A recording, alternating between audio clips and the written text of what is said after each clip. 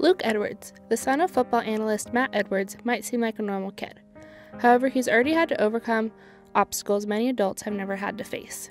Every parent prays in hope of having a healthy baby, and during Matt's and his wife Mary Beth's ultrasound appointment, they found out that their son Luke had a condition he was going to be born with. We found out that Luke actually had a condition called clubbed feet, and that doesn't have anything to do with what ended up happening later, but there were a few complications at the beginning, and pretty much right away, 10 days after he was born, they started casting his feet and trying to stretch them, and ended up having a surgery. And when it was about 2 months of casting, where they would stretch his foot a little bit farther and then put it in a cast to hold it there. And so about 2 months later, they did his surgery and put him into a brace that he wore for 23 hours a day. And eventually it moved a little bit shorter and a little bit shorter, and he actually still wears it, and just at nights now. Besides having clubbed feet, Luke was a normal kid. When he was 3 months, Matt decided to take a coaching job with Southern Virginia in the summer of 2015. Around Christmas time of 2016, Luke went in for a normal checkup, and the doctor noticed he hadn't grown in a few months. After they ran some tests, their doctor, who was also their family friend, told the Edwards she would only call them if there was a problem. And I got a call from her personal number, so I figured she's just calling me to say everything is fine. And she said his blood work just came back through and it's marked critical. His numbers are the lowest that I've ever seen. Initially, when it came through, it looked like he was a trauma victim. He had lost so much blood.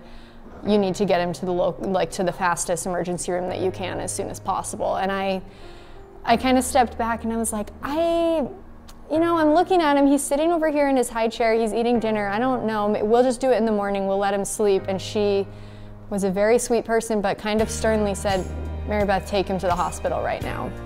Initially, the Edwards were told Luke doesn't have leukemia after he underwent a procedure that tested his bone marrow. The doctors thought it was just a viral suppression.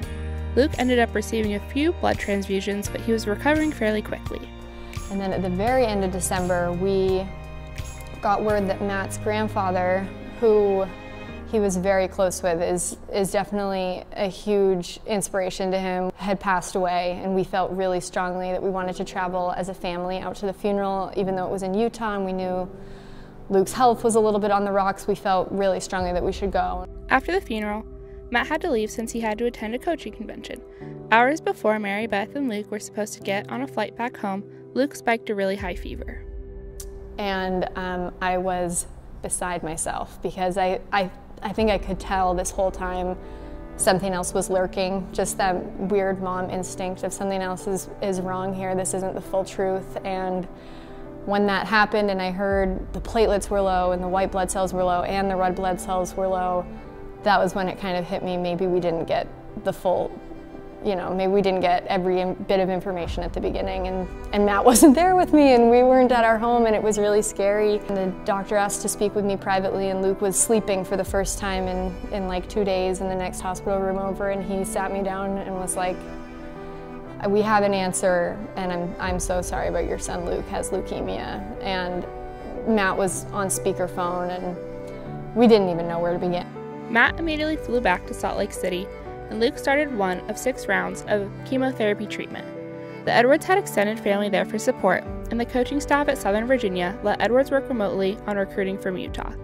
Once it was safe enough for Luke to fly, they flew back home to Buena Vista, Virginia, where Edwards had to go back to work and Luke continued his chemotherapy treatments.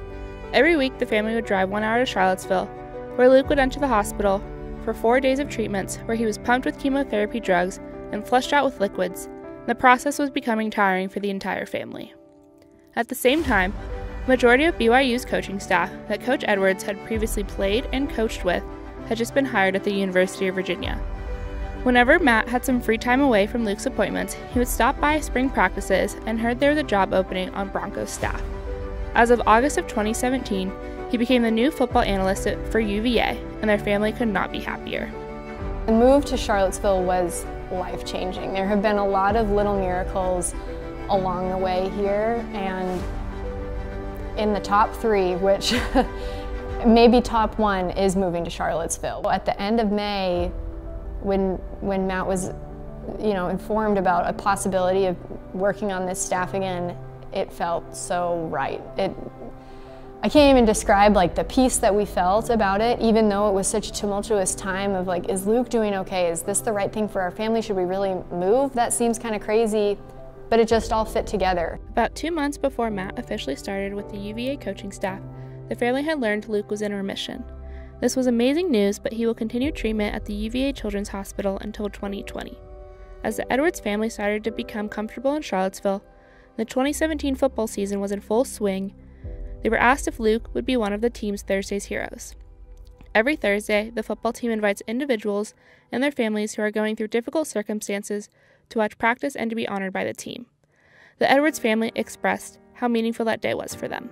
Yeah, it was awesome. As a player and as a graduate assistant and student assistant, Coach had done Thursday's Heroes at BYU, and I'd always thought it was really neat that we were able to, bring a little bit of joy and cheer to people's lives, and not really ever thinking what it would be like to be the Thursday's Heroes, just kind of seeing how it impacted their life and how happy they were when they were there. And so, when I found out that UVA was going to make Luke a Thursday's Hero, it meant a lot that, I'd been able to be on the other end of, the Thursday's Hero program, and to kind of see what it meant for people. And now for Luke to be a part of the Thursday's Hero family, it's really cool. It really speaks a lot to Coach Mendenhall and the other coaches here, and how much they care for, each other and for families and for others. And, for Luke to be honored like that meant a lot. Thursday's Heroes wasn't Luke's only interaction with the team. He regularly attends practices and games. Currently, the Edwards are trying to live a normal life as possible, but they still want to bring awareness to the cause. This past April, they were asked to speak at UVA's Relay for Life, which benefits the American Cancer Society. We just wanted to say thank you to all the people that are involved with the University of Virginia. To see the support from the football. The microphone. To see the support from the football team, it means a lot. We truly feel like they're a part of our family, and we're really blessed to be here. Yeah. You want to say something? You want to say hi? Oh, so loud, huh? Can you say thank you?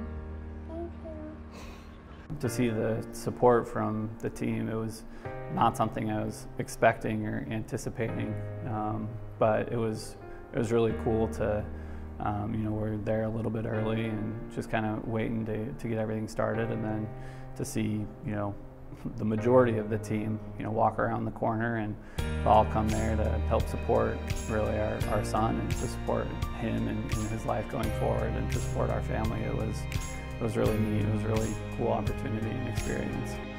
Being around the football team and having both of his parents be former D1 athletes, who knows what's in store for Luke's future? I think you can't help but want to be involved when you see these wonderful young men that UVA has, and what your dad does as a living, and what your mom used to do as a major hobby through college. And I have a hunch that he's got an athletic streak in there, but he also, no pressure, Luke. You can be a musician, you can be an artist, you can be whatever you want. We're just so happy to have him. 1, 2, 3, go! Hey, Luke! Yeah!